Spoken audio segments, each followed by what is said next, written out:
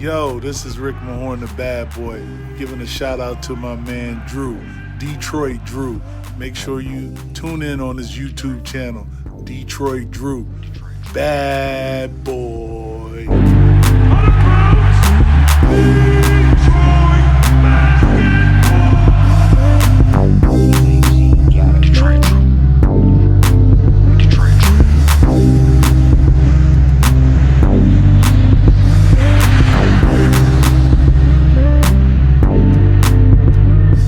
Yo, what's good, peeps, man? Happy hump day, and today we're back.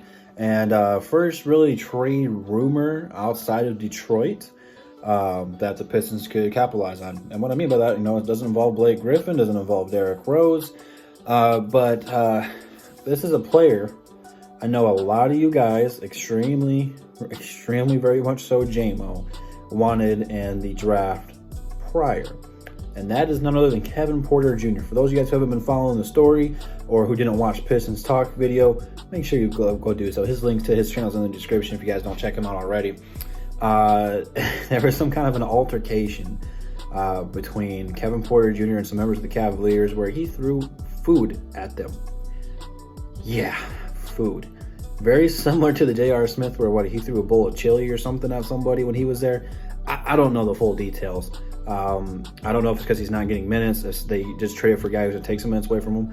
I'm not really entirely sure. I haven't been following the storyline to its fullest. I just know that the Cavaliers have put him on the trade block, and if he doesn't get traded, they will probably cut him. So, either way, he is a player I've had my eye on, and quite frankly, he would fit the Detroit Pistons. Very good shooter, very good defender. He does a little bit of everything, and he's got a lot of potential, a ton of potential. It's just the off-court issues. I'm not really sure if the Pistons really want to bring that in right now until he matures, because he is acting like a very young player who does some young and dumb things. But I'm sure he'll mature and straighten things out. I have no doubt about that. It's just right now with the Pistons, we're rebuilding, restoring, retooling, whatever lingo you want to use or prefer. I don't really care. It's all the same thing. Right now, we're trying to build a culture. And if you keep getting guys in here who have bad reps and aren't really team friendly and are all about me, then building a team that way is just not the right way to start. Like, none of the guys on here are really selfish and about me. It's just like the play style we do, it goes through Blake. Blake's not demanding the ball. You don't care. There's games where he has 10 assists. It's very rare, but he's a team friendly guy, and he's always off the court stuff you guys don't see every day. He's trying to help lead these guys and be a role model for them. So when you get guys in here like that, that's how you rebuild to build a culture. Because eventually down the road, like, if you guys didn't see this video today, Blake was trying to make fun of Sekou for throwing a weird pass. And he taught Sekou how to throw a normal pass. Like, things like that. Making fun of him, being a good teammate. Like, 8 years down the road, like, that's going to be Sekou someday. Maybe he might not have like the pedigree of Blake Griffin, like, in terms of star power or a name. But, like, that's going to be their role. So they have to learn how to do so right now. Getting a guy like Kevin Porter Jr., it's a risk. It's certainly a risk, especially if you're going to trade for him.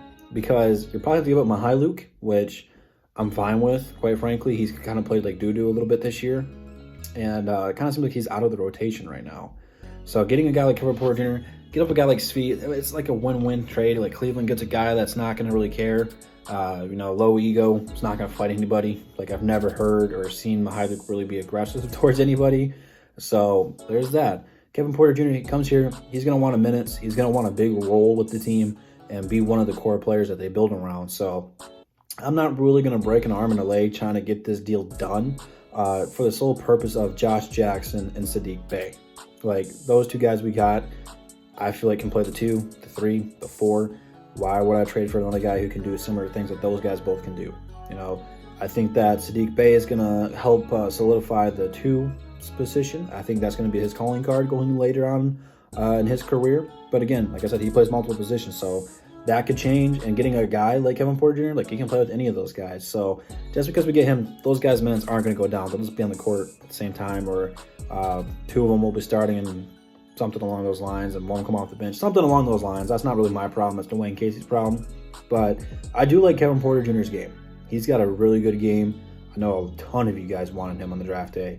So I don't know. We'll have to wait and see what's going to happen of it. I haven't heard too much of it lately. It did break last week that's what's going to kind of go down. So maybe the Pistons aren't going to actively pursue a trade. Maybe they'll wait to see if he gets cut and clear him on waivers. So that's a realistic option. You don't have to give up anything for that. You get to keep all your players, but we'll have to wait and see.